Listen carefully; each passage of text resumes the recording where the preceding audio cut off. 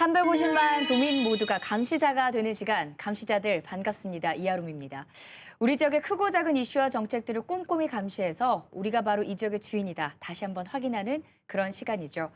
오늘은 좀 특별한 시간을 마련했습니다. 지난 4.13 총선에서 지역민의 선택을 받은 우리 지역 국회의원들, 국회 입성 이후 유권자의 바람대로 제대로 된 의정 활동을 하고 있을까요?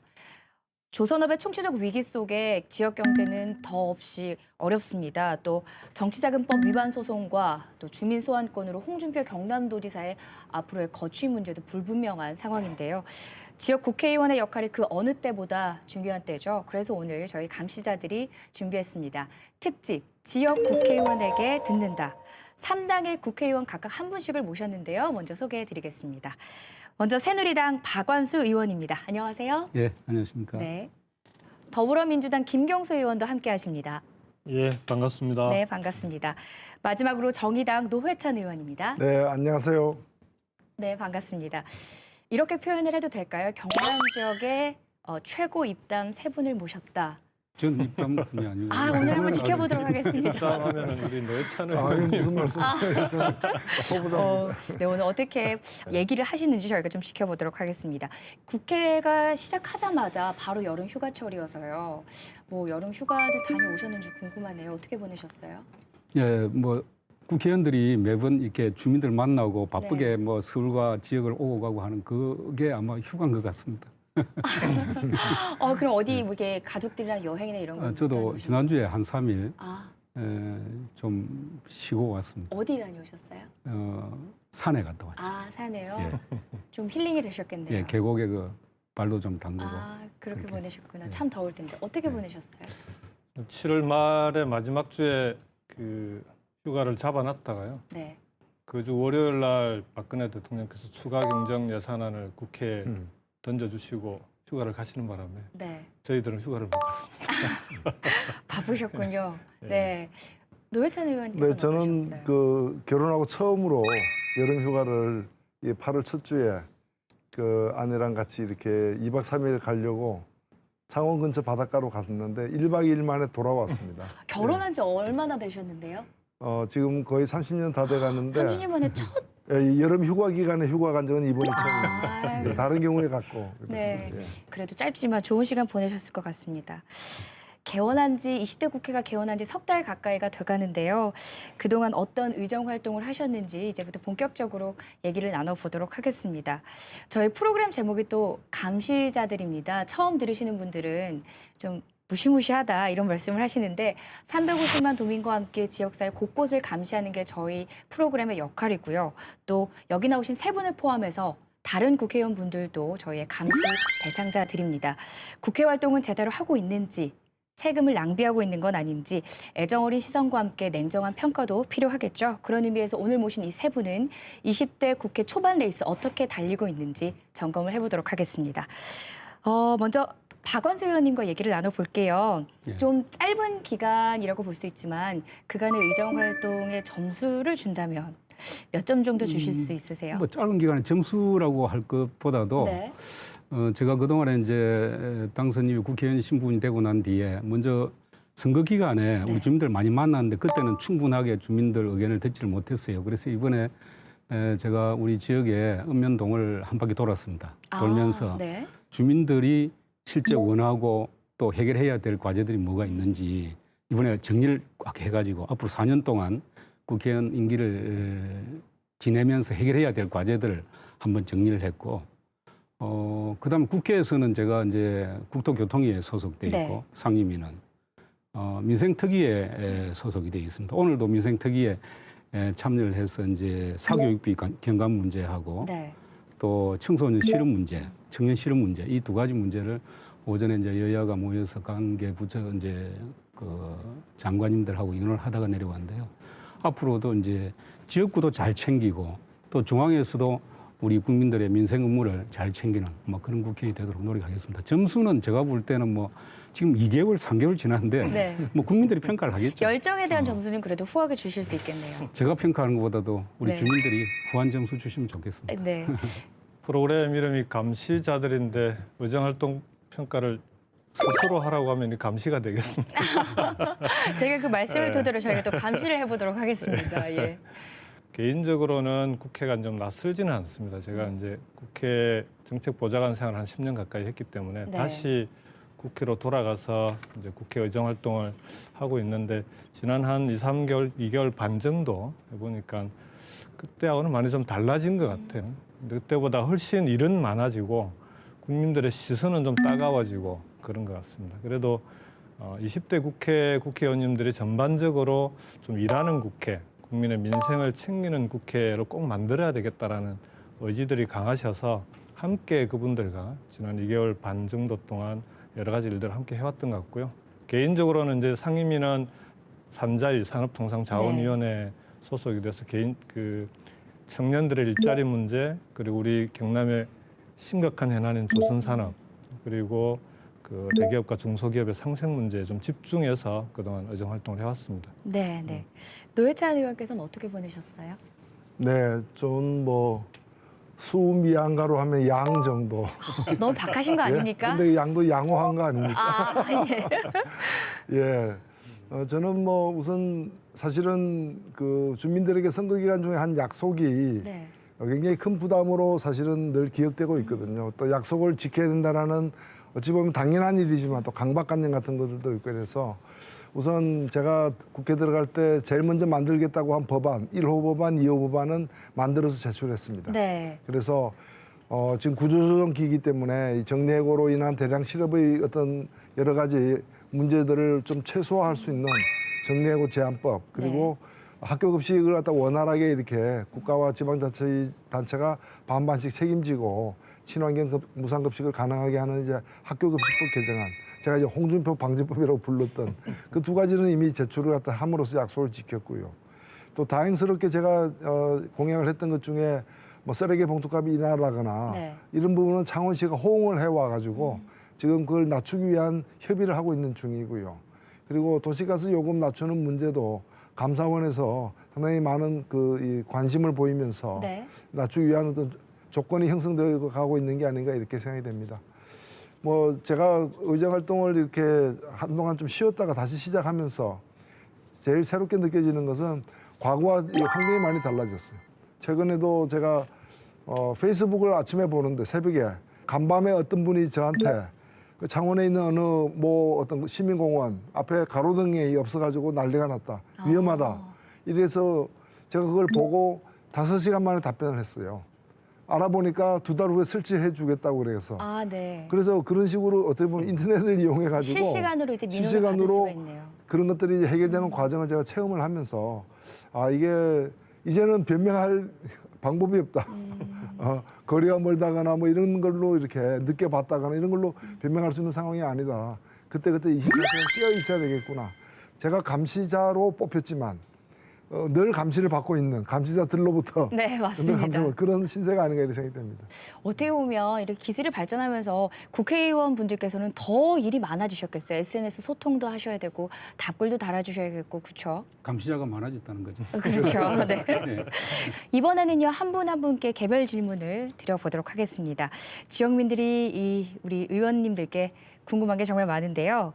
먼저 우리 박완수 의원님께 질문 드리겠습니다. 당대표의 이정현 의원이 당선이 됐고요. 또 최고위원 선거에서도 친박계가 휩쓸면서 4.13 총선 이후에 새누리당에 바랬던 변화의 바람이 조금은 좀 잠잠해진 거 아니냐 이런 비판적인 시각이 있는 것도 사실입니다. 또 도로 친박당 뭐 이런 얘기까지 나오고 있는데요. 어떻게 보세요? 당의 변화를 기대해 봐도 될까요? 이번에 물론 이제 전당대회에서 우리 언론에서 친박이라고 하는 분들이 많이 당선이 됐죠. 그런데 그분들을 당선시킨 것도 결국 당원과 국민의 뜻이죠. 네. 국민의 여론조사와 당원이 투표를 통해서 이렇게 선출을 했기 때문에. 그런데 기본적으로 우리 국민들이 아셔야 될 부분은 뭐냐면은 여당이라는 것은 정권을 창출한 정당이죠. 그 정권을 성공시키는 것이 여당과 정부의 공동 책임이라고 저는 생각합니다. 그렇기 때문에 결국은 친박이라는 것은 박근혜 대통령과 뜻이 좀 많이 가깝다는 것을 우리가 의미한다고 하면은 여당은 결국은 현 정부가 성공하게끔 만들어야 되고 거기에 대한 일부의 책임이 있다고 보면은 오히려 지금 현재 뭐 우리 대통령 임기가 뭐 1년 한 6개월 정도 남은 상태에서 아주 그 서로 여당과 정부가 한 마음이 돼서 국민이 바라는 어떤 국가 발전을 위해서 노력하는 그런 모습이 바람직한 거 아닌가. 그래서 친박당, 뭐 비박당 이런 것은 저는 생각할 때 좀 이 개념이 다른 거 아닌가 생각을 하거든요. 대통령과 여당이 마음을 합쳐서 같이 국가를 잘 이끌어 나가야 된다는 데 동의를 하지만 어떻게 보면 국민이 바라는 변화의 바람이라는 게 대통령에 대한 직언을 한다거나 혹은 어떤 그 소통을 좀 강조한다거나 이런 걸 바라는 게 아마 새누리당에 바랬던 변화였을 것 같아요. 국민들의 입장은요. 그거는 당도 마찬가지고 대통령도 네. 마찬가지고 이제 대통령이 어떤 정책을 소신을 가지고 끌고 갈 때 여당이 공격 안 해도 지금 여기 두 분 야당 의원들이 나와 계시는데 이분들이 매번 비판적이고 또 여러 가지 국민의 의견을 정부에 요구하고 있지 네. 않습니까? 그렇기 때문에 뜻을 같이 하면서 어쨌든 정부를 국민들이 5년 동안 임기로 대통령 뽑았기 때문에 네. 그 대통령이 소신과 철학을 가지고 5년 동안 자기의 어떤 정책을 펼 수 있도록 이렇게 밀어주는 것도 바람직하지 한 거 아닌가 이렇게 저는 생각을 합니다. 네, 알겠습니다. 노회찬 의원께 또 질문 드리겠습니다. 삼선이세요. 네. 삼선인데 창원 성산에선 초선이십니다. 그렇습니다. 네. 중앙 정치 활동에 치우치지 않을까 하는 우려가 있는 거는 사실입니다. 네. 또 지금 정의당 대표이시기도 하고요. 이런 우려에 대해서는 어떻게 생각을 하세요? 예, 뭐 충분히 있을 수 있고요. 그래서 저도 사실은 그런 우려를 갖고 있습니다. 갖고 있기 때문에 제가 지난 6월 달에는 그 첫 주 그 한 열흘 동안에 비행기 11번 타고 오르락내리락 그랬습니다. 네. 늘 이제 그 지역을 중심에 두는 활동을 하려고 노력을 하고 있고요. 다만 한 가지 말씀드리고 싶은 것은 이제 중앙 정치라는 것이 네. 뭐 우주의 다른 세상에 대한 정치가 아니거든요. 예를 들면 이번에 뭐 폭염 속에서 다들 이제 그 에어컨을 틀어야 되는데 전기요금 누진 때 때문에 얼마나 마음을 졸였습니까? 근데 사실 그 문제 지금 다들 그 관여하고 계시지만 그 문제 푸는 게 중앙 정치거든요. 그래서 저는 중앙 정치 영역에 있어서도 늘 이렇게 창원에 계신 또 우리 경남에 계신 현재 생활의 일선에 계신 분들의 여러 가지 어려움들을 해결하는 정치여야 된다. 그런 자세로 임하고 있습니다. 네. 김용수 의원께 이제 개별 네. 질문을 드리도록 하겠습니다. 사드 문제를 놓고 더불어민주당 내에서 당론을 모으지 못하고 있는 분위기입니다. 각각 의견이 분분한 것 같은데요. 김용수 의원의 개인적인 생각은 어떠신지도 궁금하고요. 또 이렇게 당론을 모으지 못하는 분위기를 보면서도 또 고민이 많으실 것 같아요. 어떠세요? 우선 당내에서 사드 문제와 관련해서 찬반 의견이 엇갈리고 있는 건 사실이고요. 근데 국민들도 사드에 대해서는 찬반이 엇갈리고 있는 거 아닙니까? 그러니까 뭐 찬성이 많았다가 반대가 많았다가 이렇게 엇갈리는데 국민들이 찬반이 엇갈리는 이상 당내에서도 저는 그런 국민들의 찬반 의견들을 수렴하는 과정 이런 건 꼭 필요하다고 봅니다. 다만 개인적으로는 현 정부의 사드 배치 결정이라고 하는 데 대해서는 잘 이해가 가지 않습니다. 그러니까 설사 그게 불가피했다 하더라도 지금처럼 이렇게 졸속으로 결정하는 것은 사드 배치로 인해서 파생될 여러 가지 문제들, 사드 배치의 가장 큰 이유가 북한의 핵과 미사일 문제 아닙니까? 북한의 핵과 미사일 문제를 근본적으로 해결하기 위한 대책이 훨씬 중요한 시점인데 사드라고 하는 것이 오히려 거꾸로 북한의 핵과 미사일 문제를 해결하는 데 오히려 좀 어려운 그런 좀 상황을 만들고 있는, 그럼에도 불구하고 배치 이전에 꼭 했어야 될 주변국에 대한 설득의 과정도 빠져 있고, 그리고 배치 이후에도 반발하고 있는 주변국들과의 관계를 풀어나갈 수 있는 그런 대책도 보이지 않고, 오히려 거꾸로 의원 얘기라도 해서 가서 좀 풀어보겠다고 하는 의원들을 청와대가 나서서 비난하고 있으면 도대체 그러면 지금 이렇게 꼬여있는 한중 관계를 누가 어디서 풀 건가, 이게 여기에 대한 대책은 전혀 보이지 않는단 말이죠. 그런 점에서 저는 국회가 지금이라도 국회에서 집중적인 논의를 거치고 그 과정에서 국민들의 공론화를 통해서 사드가 꼭 필요한 건지 다시 한번 점검하고, 그리고 그 사드 배치 이후의 과정들은 또 어떻게 풀어나갈 건지 이런 네. 문제들까지도 함께 그 과정에서 좀 논의될 필요가 있는 거 아니냐, 개인적으로 그렇게 생각합니다.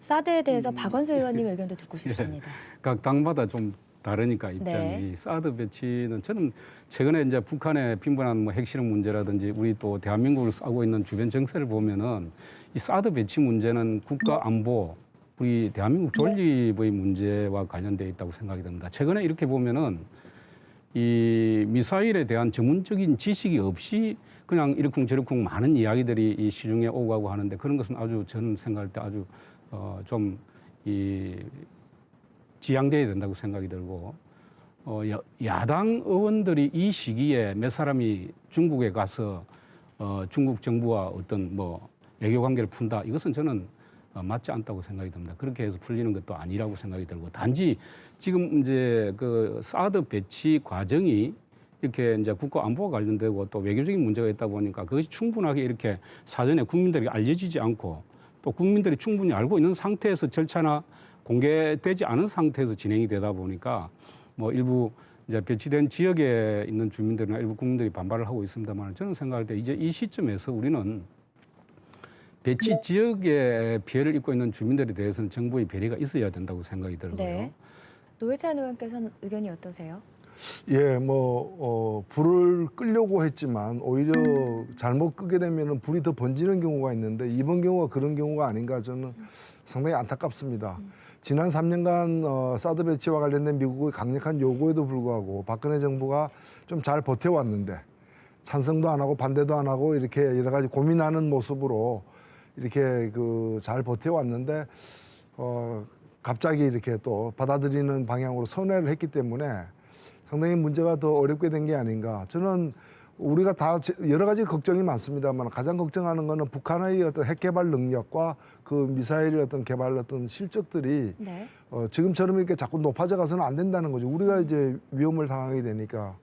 근데 사드 배치가 이런 북한의 핵 개발이나 미사일의 어떤 개발 능력을 제고시키는데 어떤 방해물이 된다기보다는 오히려 그런 국제적 환경을 갖다가 더 좋게 만들어주는 러시아나 또는 중국이 더 간섭하기보다는 방해하기보다는 오히려 협력하는 그런 관계로 돌아서게 되는 결과를 낳았기 때문에 뭐 그런 점에서 오히려 사드 배치 이후에 북한이 더 좀 좋아진 거 아니냐 여건이 좀 그런 걱정이 커집니다. 그런 점에서 특히나 이런 과정이 뭐 방금 말씀하신 것처럼 굉장히 전문적 지식과 판단도 필요한 것인데 국회의 동의가 전혀 없이 또는 국회의 논의도 없이 그렇게 어찌 보면 뭐 국방부도 제대로 논의하지 않고 뭐 거의 청와대 단독으로 결정하다시피 결정된 것처럼 보여지는 이 과정이 우리 국민들로 하여금 불안하게 만들고 있는 게 아닌가. 뭐 지금도 늦지 않았기 때문에 저는 국회에 이런 특위를 만들어서 사드 관련된 대책 특위를 만들어서 제기되고 있는 여러 가지 어떤 문제점들에 대해서 국민들이 좀 납득하는 수준으로 이렇게 또 한번 평가가 되고 검토가 돼야 되는 게 아닌가 논의가 필요하다 생각합니다. 볼 때 이제 두 분이 말씀하신 중에 한두 가지 이렇게 이야기하고 넘어가야 될 부분이 뭐냐면은 이제 사드 배치가 국회 비준의 동의의 대상이 되느냐 하는 부분에 논란이 있는데요. 저희 새누리당 입장에서는 이 사드 배치는 국회 비준의 대상이 아니라고 보고 있는 거고 네. 한미 협정에 의해서 그것은 행정 협정으로 가능한 걸로 이렇게 저희들은 판단하고 있고요. 이 북한의 미사일 개발이든 뭐든 어떻게 보면 국가 안보라는 것은 이 만약이라는 게 없습니다. 항상 유비무환이죠. 준비를 해야 되는 것이죠. 네. 그런 면에서 볼 때 우리가 북한이 저렇게 핵 개발이나 미사일 개발을 계속 진행하고 있는 과정에서 우리는 손 놓고 있어서는 되지 않는 것이죠. 우리도 나름대로 이 사람이 1대1로 싸움을 하더라도 상대방이 어떤 그 위협적인 요소를 갖고 있을 때 함부로 달라들지 않는 거거든요. 그렇게 마찬가지로 국가 간에도 이 물리적인 부분에 있어서는 어느 정도 우리가 우위를 확보하고 있어야 우위를 확보하지는 않더라도 어느 정도 준비는 하고 있어야 그런 부분에 대응이 가능한 거 아닌가 저는 그렇게 생각합니다. 개인적으로. 네, 제가 한 가지 뭐 짧게 말씀드리면은 저도 물론 전문가가 그만. 제가 전문가가 아닙니다만은 어떤 의문을 사실 갖고 있냐면은 정말 우리나라를 지키기 위해서 북한으로부터 우리나라를 지키기 위해서 필요한 무기라면은 왜 우리가 먼저 안 샀냐 이겁니다. 사실 대한민국은 전 세계에서 미국 무기를 가장 많이 수입하는 나라입니다. 네. 그만큼 많은 돈을 써서 무기를 많이 수입하는데 그렇게 필요한 무기라면은 국방부가 몇 해 전에 사드 도입에 관련해서 미국에 대해서 그 검토를 했어요. 네. 미국과 이게 타진을 했는데 그때 왜 우리 돈으로 안 샀냐 이거예요. 그 당시에 좀 외교적인 문제가 아니요. 있었죠. 그러니까 그게 지금 1조 약간 넘는 돈이기 때문에 우리가 연간 무기 구입하는 비용에 보면 그 별거 아닙니다, 솔직히. 근데 우리 돈으로 안 사고 굳이 또 미국이 무기를 갖다 들여오겠다고 할 때까지 기다리고 있다가 이제서야 들여오냐 이거. 나는 대단히 그 의문스러운 지점들이 있는 겁니다. 그 국회 비준 동의 문제는 뭐 박완수 의원님 지적도 일리가 있다고 보는데요. 다만 이 부분은 저는 정권의 의지라고 봅니다.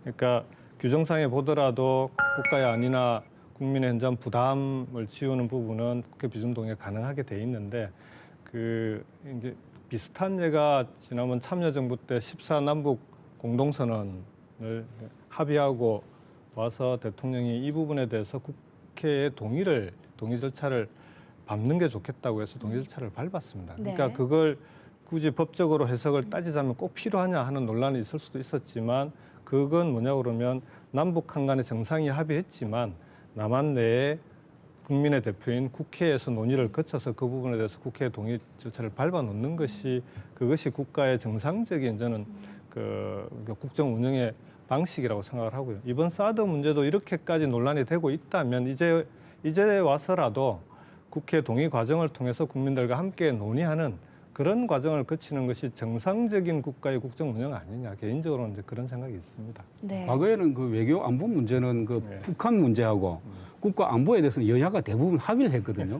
근데 이번에 사드 배치는 유독 그 야당 쪽에서 그 그렇게 자꾸 그래서- 공격과 그래서- 반발을 하고 맞습니다. 과거에는 예. 이 국가 안보 문제는 어느 정도 정부에 맡기고 여야가 합의하고 여야가 어느 정도 동의를 하고 이렇게 했는데 이건 왜 그런지 모르겠어요. 그러니까 이 과거에는 야당이 이렇게 반대하는 건 아닌 거죠. 추진 안 해. 추진 안 아, 한 그렇습니다. 그래요? 별로 안 했던 거죠. 저는 뭐 국회 오래 안 해봐서 모르겠는데 어떻게 아, 네. 저희 국민과 지역민의 의견이 다 다른 것처럼 여기 나와 계신 의원분들께도 여러분의 의견을 대신해서 다 각기 다른 의견을 갖고 계신 것 같습니다. 안개 속에 있는 듯한 그런 기분이 듭니다. 사드 얘기를 할 때마다 정말 어떤 게 사실이고 앞으로 어떻게 해결을 할 수 있을지 그리고 그 과정에서 정말 정상적인 그런 과정은 무엇인지 저희가 감시자들도 지켜보도록 하겠습니다. 이번에는 지역 현안 얘기를 좀 해보겠습니다. 아무래도 이 얘기부터 해야겠죠. 조선업 위기. 거제, 통영, 고성, 창원, 조선업종이 정말 밀집돼 있는 지역이다 보니까 조선업이 휘청거리다 보니 지역 경제도 벌써부터 큰 타격을 입었습니다.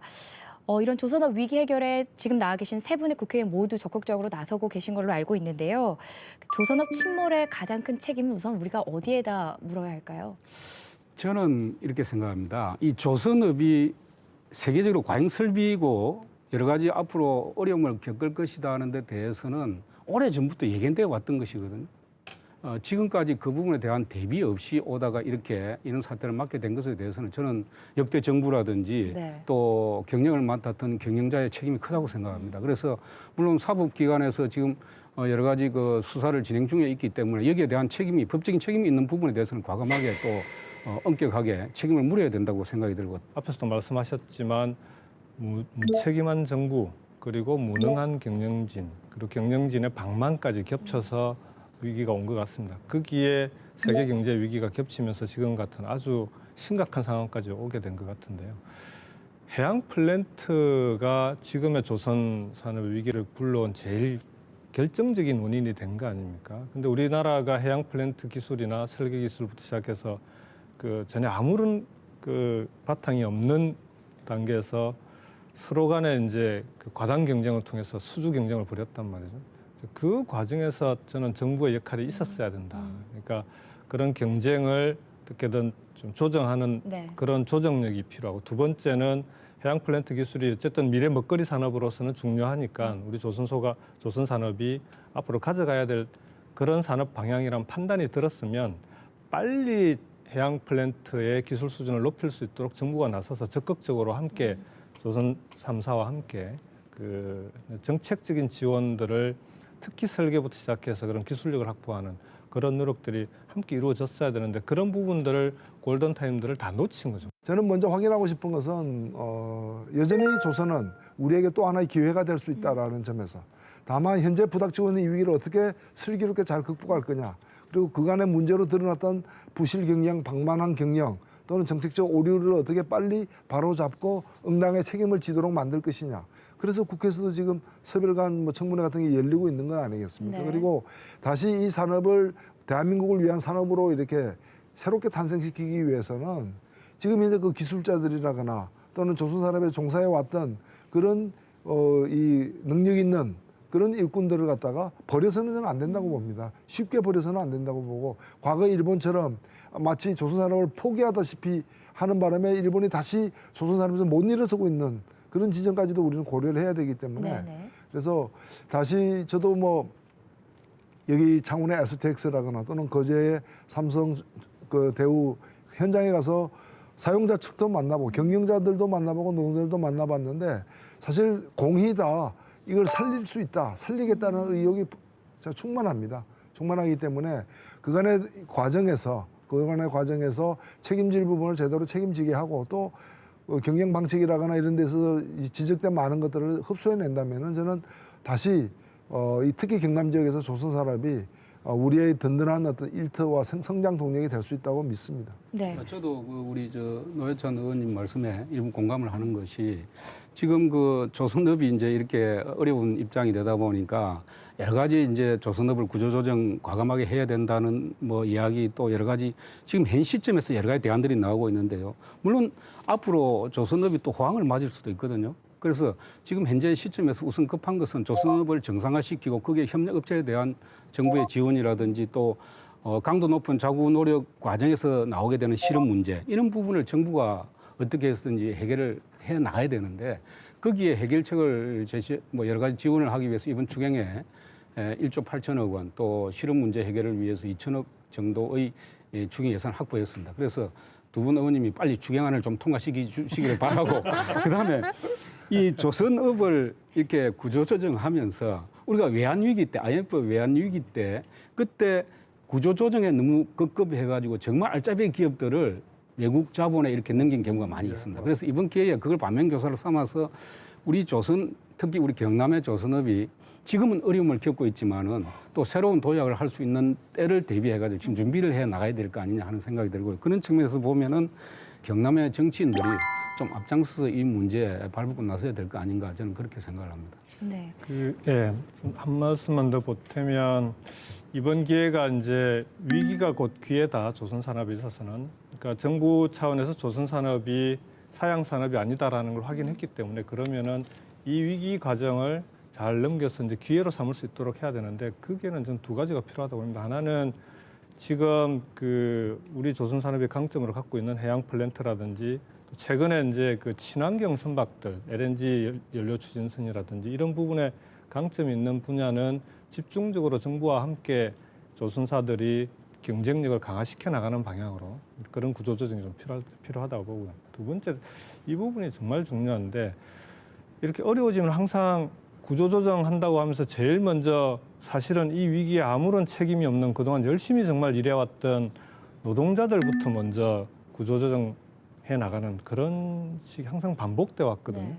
그렇게 해서 우수한 노동력들이 조선업으로부터 떠나가고 그리고 호황이 왔을 때 다시 돌아오려고 하면 실제로 이제 여러 가지 어려움들이 있는 그런 상황이 만들어지는데 이번에는 그런 일은 없어야 되겠다. 그리고 지금 조선업이 어려워진 원인 중에 하나가 하층에 재하층까지 이어지는 이 노동자들의 이 몇 단계에 걸친 기형적인 구조가 지금 조선 산업을 어렵게 만들어 온 원인 중에 하나거든요. 그래서 이번 위기를 극복하는 과정에서 이런 노동 문제까지도 함께 풀어나가는 그렇게 해서 정말 조선 산업이 일하는 노동자들에게는 좋은 일자리가 되고 그리고 우리 국가적으로는 정말 미래의 먹거리 산업으로서 다시 한번 경쟁력 있는 산업이 될 수 있도록 그런 기회로 만드는 게 중요하다. 저는 그렇게 생각합니다. 뭐 금융권의 지원도 필요하고 국가적인 지원도 필요한데 그간에 뭐 좀 부실하고 방만했던 그런 경영의 일단이 드러나게 되면서 여론이 안 좋은 건 사실입니다. 사실인데 저는 뭐 지금 청문회 뭐 정인으로도 이렇게 요청받고 있습니다만은 그 당시에 이제 부실 대출의 책임의 일단을 지고 있는 이제 산업은행장, 전 네. 산업은행장, 뭐 홍기택 전 은행장 같은 경우에 진술을 한 것처럼 당시에 뭐 지금도 연봉 1억을 받는 사회이사인데 아무 전문성이 없는 뭐 청와대에서 사진 찍었던 사람, 뭐 이런 사람에게 그런 소식이 들려지니까 국민들이 이제 분노를 하는 거거든. 근데 그런 낙하산 인사가 어떻게 이루어졌냐고 그분이 은행장이 진술한 바에 하면 3분의 1은 청와대에서, 3분의 1은 금융감독기구에서, 3분의 1은 자신들 산업은행이 했다는 겁니다. 그러면 결국에 부실의 책임을 그런 분들이 많이 져야 되는데 왜 아무런 진짜 저임금으로 일만 했던 사람들이 먼저 잘려나가는 식으로 모든 피해를 다 뒤집어 써야 되느냐는 거죠. 지금 말씀하신 게 그 말씀하신 서별관 회의에 관한 청문회가 바로 조선 해운산업 부실화 책임 규명에 관한 그 청문회라고 알고 있는데요. 지금 뭐 증인 채택부터 시작해서 지금 난항을 겪고 있는 상황입니다. 앞으로 진행 상황은 어떻게 될 거라고 예상을 하세요?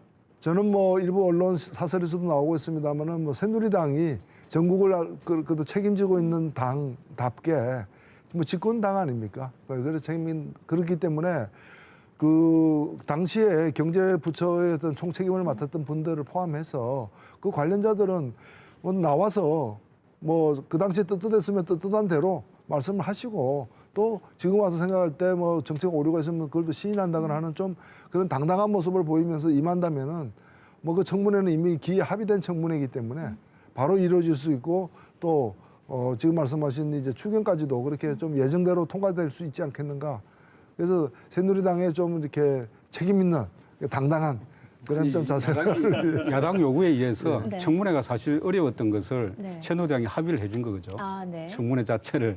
근데 지금 현재 논란이 되는 것이 정의를 가지고 논란을 하고 있는데 조선업과 관련된 청문회 같은 경우에 저는 뭐 책임 소재를 정확하게 밝혀야 되고 또 앞으로 근로자 문제라든지 조선업의 미래 문제라든지 또 지역 경제 활성화 문제라든지 이런 부분에 대한 어떤 정책적인 대안을 제시하고 거기에 대한 어떤 근본 원인을 밝히고 하는 부분에 대해서는 뭐 청문회가 바람직하다고 생각이 듭니다.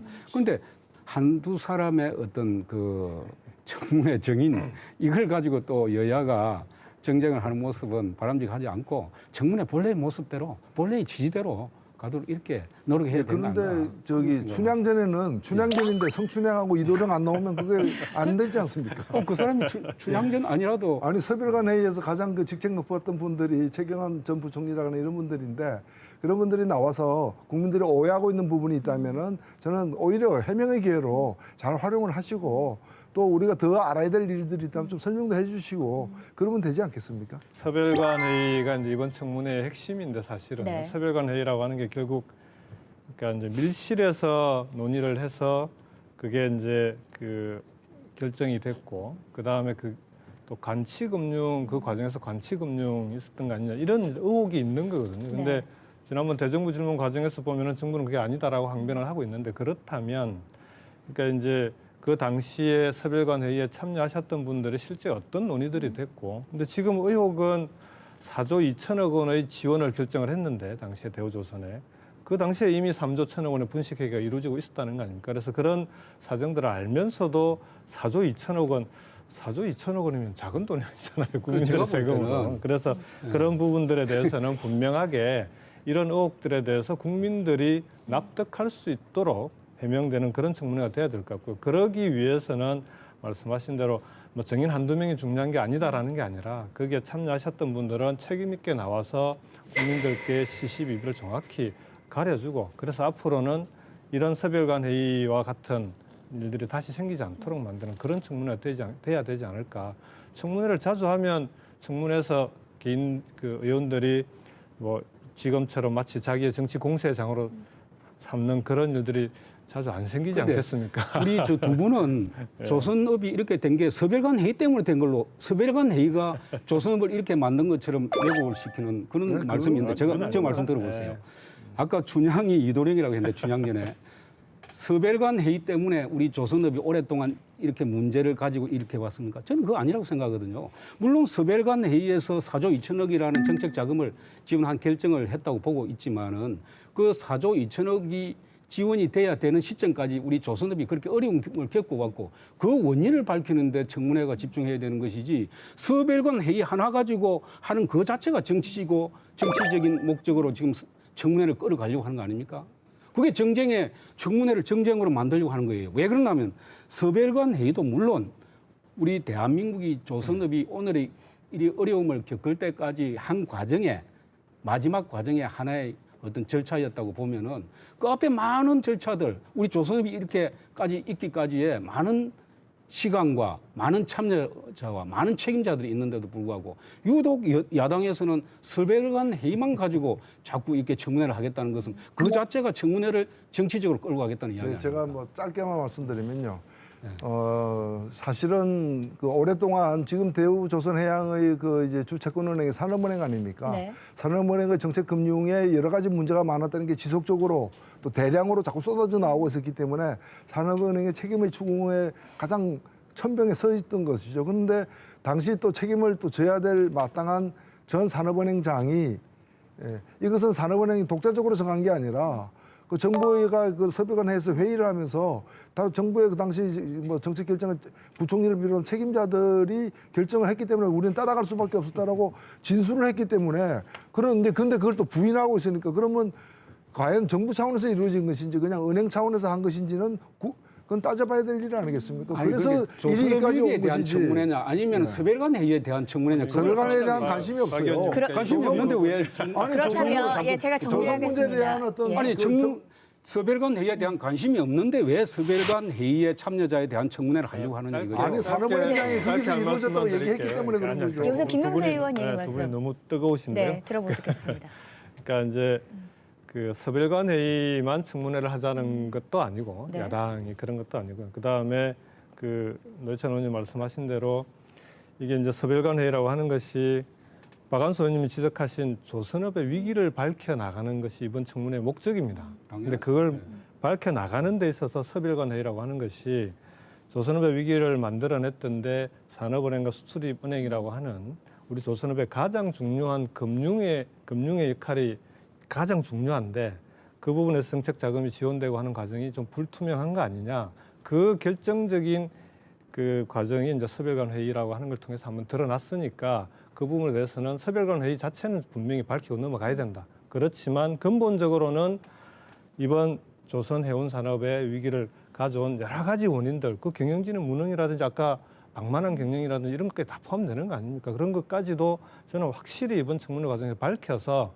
국민들이 볼 때 왜 이번 조선 산업이 이렇게 위기가 됐는지를 청문회를 통해서 밝힐 수 있는 그런 청문회가 돼야 된다 그렇게 생각합니다. 김경수 의원 네. 말씀에 공감을 하고 서별관 회의가 이루어진 것은 조선 위기가 오고 난 뒤에 지난해 하반기에 이렇게 이루어졌다고 보면은 이미 조선업의 위기가 온 이후에 그걸 지원할 것이냐 안 할 것이냐 그 회의가 서별관 회의 아닙니까? 그렇게 보면은 저는 생각할 때 서별관 회의가 주요한 것이 아니고 그 전에 우리가 조선업이 어떻게 해서 오늘에까지 이러고 이렇게 위기를 맞고 그 과정에 얼마나 어떤 사람들의 책임이 더 많은 것인가 이걸 밝히고 앞으로 우리 조선업의 미래에 대해서 어떤 정책적인 대안을 제시하고 그런데 우리가 청문회가 집중돼야지 네, 네. 자꾸 서별관 회의를 가지고 청문회를 그렇다면, 하겠다 하는 예, 것은 김경수 의원께서 서별관 네. 회의도 중요하니까요. 예, 예. 아니, 서별관 회의도 밝힐 수 조선업종 있도록 위기를 해주세요. 밝히는 걸 동의하면서도 그거 밝힌 거 다 좋은데 요 사람만은 부르지 마라. 자꾸 이렇게 보인다는 거예요. 그렇게 하지 마시라는 그런 건 거예요. 아닙니다. 예. 네, 네, 그 박완수 아니니까. 의원께서 제시한 것처럼 근본적인 원인도 저희가 뭐 다 청문회에서 밝혀지고 그와 더불어서 서별관 회의는 또 어떻게 된 건지 증인을 중요합니다. 채택을 해서 해보자 이렇게 정리를 해보면 되겠습니다. 이 의견을 다 동의를 하시는 것 같고요. 네, 이제 국회 이야기를 좀 해보겠습니다. 20대 국회에 들어서 변화를 기대했던 국민들은 사실 조금 실망을 했습니다. 조홍천 의원의 허위 폭로, 또 의원들의 가족 보좌진 채용, 그리고 지역의 4선 의원이죠. 이군현 의원의 보좌진 월급 횡령까지. 국회에서 특권 내려놓기를 정당마다 얘기를 하고 있지만 과연 이번에 특권을 내려놓을 것인가 국민들이 의구심을 갖고 바라보는 건 사실입니다. 이러다 또 흐지부지 되겠지 이런 생각이 많은데요. 지난달이었습니다. 노회찬 의원께서 연설하시면서 의원 세비를 반으로 줄이자 이런 말씀을 하셨더라고요. 예, 네. 그렇습니다. 근데 제가 이제 오해가 없게 하기 위해서 네. 말씀드린 거는 사실 우리 국민들 중에 자신의 월급을 자신이 정하는 분들은 별로 없죠. 사장 아니면은 가게 주인 아니면. 근데 국회의원 월급은 국회의원이 정하는데 저는 국회의원 월급을 깎을수록 좋다고 생각하는 사람이 아닙니다. 오히려 국회의원 월급을 깎기보다는 일 열심히 해서 제대로 대우받는 것이 더 좋은 거죠. 또 아마 국민들도 일만 제대로 한다면 월급 많이 받아도 좋다라고 찬성하실 분도 많이 계실 거고요. 그런데도 불구하고 제가 이제 국회의원 월급을 세비를 반으로 깎자라고 얘기한 거는 다른 나라하고 비교해 볼 때 우리나라 최저임금이 독일 최저임금보다 절반밖에 안 됩니다.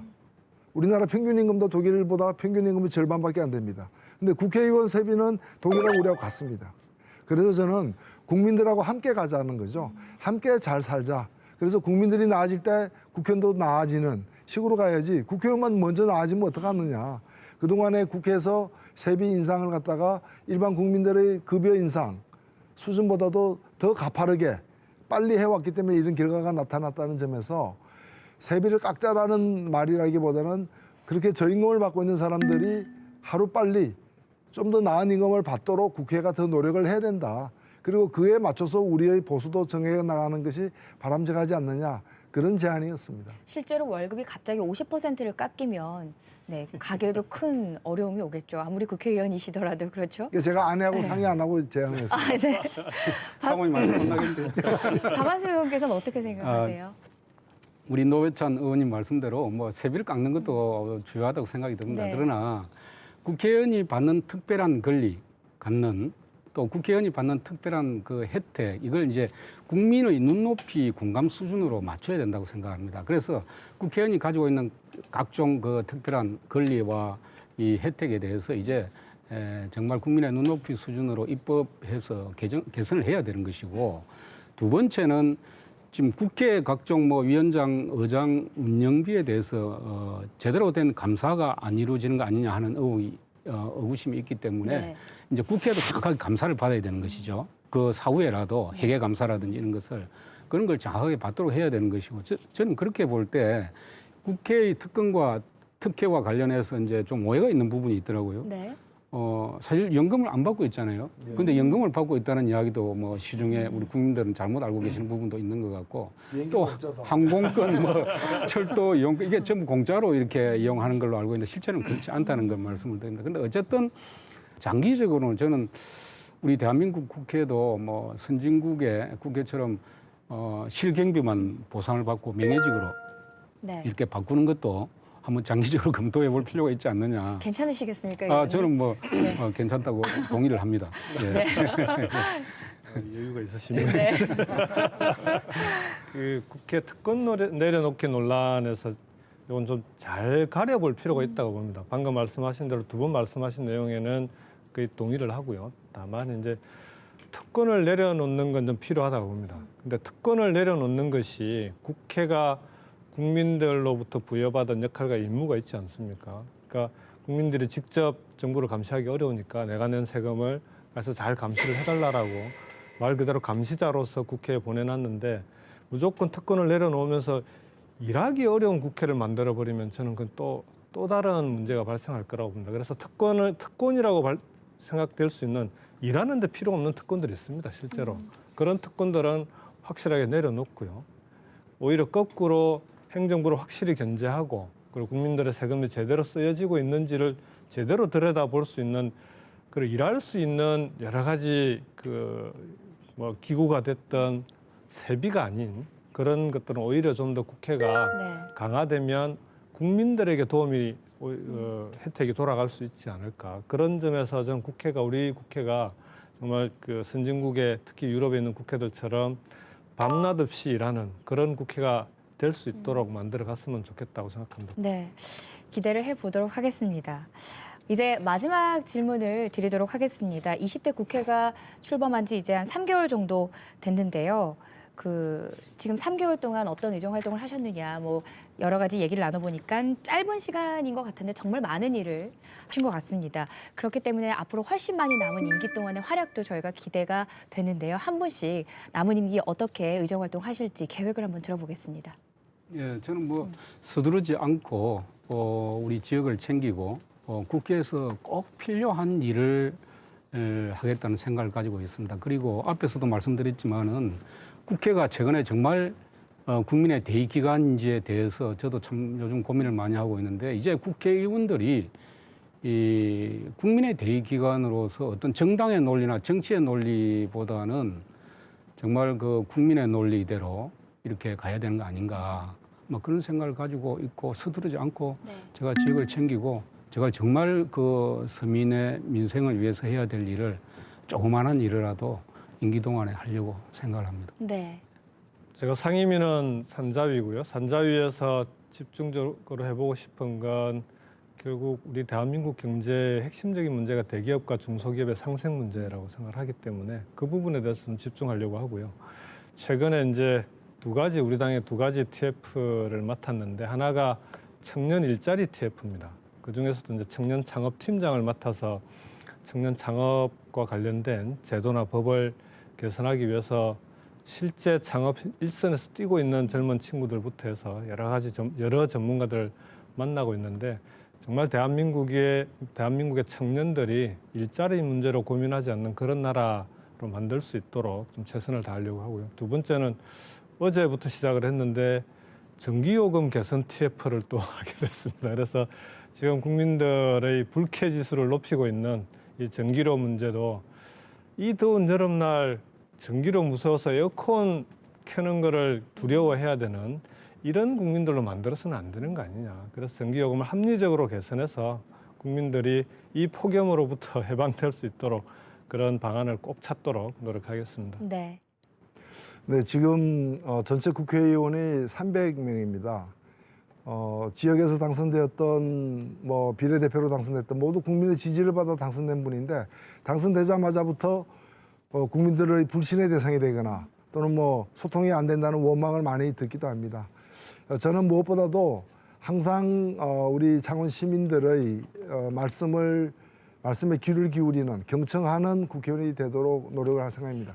국정감사를 하더라도 제가 하고 싶은 얘기를 하는 것이 아니라 제가 들었던 얘기, 제가 부탁받았던 얘기, 제가 대신 따져주기를 바랬던 그런 사안들을 가지고 국민들을 충분히 경청하면서 국회의원 활동을 하겠다는 말씀을 드리고 저는 또 활동의 방향과 목표는 첫 번째도 마지막도 민생에 집중하고자 합니다.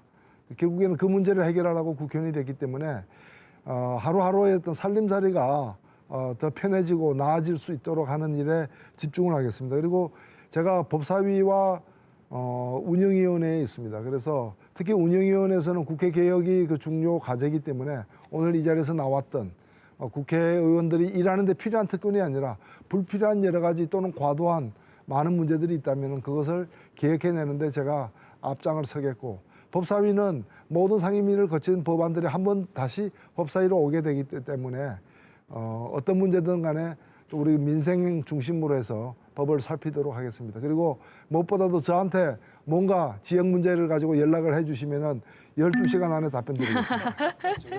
예, 그렇습니다. 네, 오늘 세 분 모시고 지역 현안뿐만 아니라 국정 현안에 대해서도 얘기를 나눠봤는데요. 우리 지역 국회의원들이 제대로 된 의정 활동을 할 수 있도록 저희 감시자들이 350만 도민 여러분과 함께 끝까지 감시의 끈을 놓지 않도록 하겠습니다. 오늘 정말 바쁘신데 이렇게 도민들 만나는 자리에, 지역민들 만나는 자리에 함께해 주셔서 너무 감사드립니다. 고맙습니다. 네, 감사합니다. 고맙습니다. 저도 여기서 인사드리겠습니다. 350만 도민 모두가 감시자가 되는 그날까지 함께하겠습니다. 고맙습니다.